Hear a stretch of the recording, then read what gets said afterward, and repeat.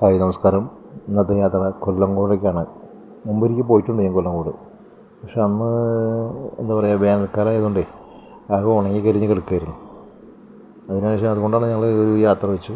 കൊല്ലങ്കോട് നമ്മളെ താമരപ്പാടം അവിടേക്കൊക്കെ ഇറങ്ങി അങ്ങനെ അല്ലോ എന്ത് മനോഹരം നോക്കി. ഇതിപ്പോൾ നമ്മളെ ഇവിടേക്ക് വരുമ്പോൾ മനസ്സിന് ഭയങ്കര റിലാക്സ് കേട്ടോ. നല്ലൊരു പ്രത്യേക ഒരു രസമാണ്, ഒരു പ്രത്യേക അവസ്ഥ. അതനുഭവിച്ചറിയാനേ വേണം. ഗ്രാമങ്ങളുടെ യാത്ര എന്നൊക്കെ പറയില്ലേ, അതാണ് അവസ്ഥ. ഗ്രാമത്തിൻ്റെ ഭംഗിയും ആ ഒരു ഇതൊക്കെ കണ്ട് നമുക്ക് അങ്ങനെ മുന്നോട്ട് തന്നെ പോകാൻ പറ്റും. ഉണ്ടോ, കൊല്ലങ്കോട് എത്തുമ്പോൾ തന്നെ ഈ ഒരു അവസ്ഥയാണെങ്കിൽ നമ്മൾ താമരപ്പാടത്തേക്ക് എത്തുമ്പോൾ എന്തായിരിക്കും അവസ്ഥ അല്ലേ? ആ ഒരു ഭംഗി പറയാതെ തന്നെ നിങ്ങൾക്കറിയാൻ പറ്റും എന്തായാലും. ഉണ്ടോ, പച്ചപ്പ് നിറഞ്ഞ പാടം.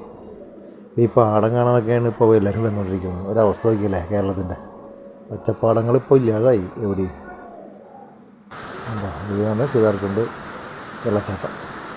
ഇത് ഞങ്ങളിപ്പോൾ എല്ലാവരും കുറേ കുളികളായിരുന്നു, മൊത്തത്തിൽ കുറേ പേരുണ്ടായിരുന്നു, നല്ല തിരക്കുണ്ടായിരുന്നു. ഇവിടെ എന്താ ഒരു ആനയൊക്കെ ഇറങ്ങുന്ന ഏരിയ കേട്ടോ. അടുത്തൊരു കടക്കാരൻ പറയും ഇവിടെ ആനയൊക്കെ ഇറങ്ങും, ഇടയ്ക്കിടയ്ക്ക് കൂടി ഇറങ്ങും, എല്ലാവിധ ഐറ്റംസ് ഉണ്ടെന്ന് പറഞ്ഞു. പിന്നെ അവിടെ പോകാനുണ്ട്, നമുക്കിപ്പോൾ ടീമായിട്ട് പോകുകയാണെങ്കിൽ താമസിക്കാനായിട്ട് ഒരു ഹോം സ്റ്റേ ഉണ്ട്. വിക്കയുടെ ഹോം സ്റ്റേ ഉണ്ട് അവിടെ കേട്ടോ. ഈ വെള്ളച്ചാട്ടത്തിനടുത്താണ്. അവിടെയാണെങ്കിൽ ഒരാൾക്ക് 500 രൂപ വെച്ചാണ് അവർ വാങ്ങുന്നത്. പിന്നെ ഭക്ഷണമൊക്കെ കിട്ടും. അപ്പോൾ നൈറ്റൊക്കെ ഇവിടെ നിൽക്കണമെന്നുണ്ടെങ്കിൽ വേണമെങ്കിൽ ഇവിടെ പോയി നിൽക്കാം. അതൊരു രസമല്ലേ, ഈ പ്രത്യേക ഒരു വൈബായിരിക്കും എന്തായാലും.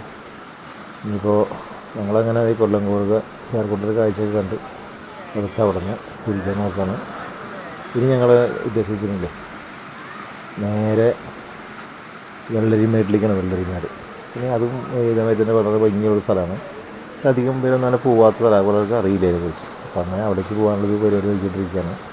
എന്തായാലും വന്നത് സന്തോഷമാണ് കേട്ടോ. കാരണം മനസ്സിനൊക്കെ ഭയങ്കര ഒരു കുളിർമ, ഈ പച്ചപ്പിൻ്റെ കുളിർമ കിട്ടി. ഞങ്ങളങ്ങനല്ല ഉള്ള എത്രയോ പേരാവുന്ന ഇരിക്കുന്ന നോക്കി.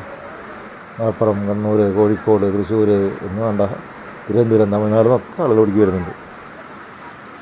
അപ്പോൾ തന്നെ മനസ്സിലാവുള്ളൂ അതിൻ്റെ ഒരു വാല്യൂ എന്താണെന്നുള്ളത്.